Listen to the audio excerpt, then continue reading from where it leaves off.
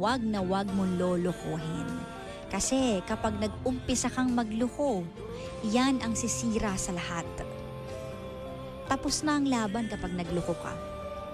Yung iba nga dyan, di ba? Sabihin nila, pinatawad naman ako may second chance. Pero akala nyo ba madaling magbigay ng second chance? May mga taong binibigyan lang kayo ng second chance kasi hirap silang mawala kayo. Hindi pa nila kaya. Pero yung pain inside, it's killing them. Every moment na tinitignan nila kayo, naaalala nila yung pain. Naaalala nila yung cheating.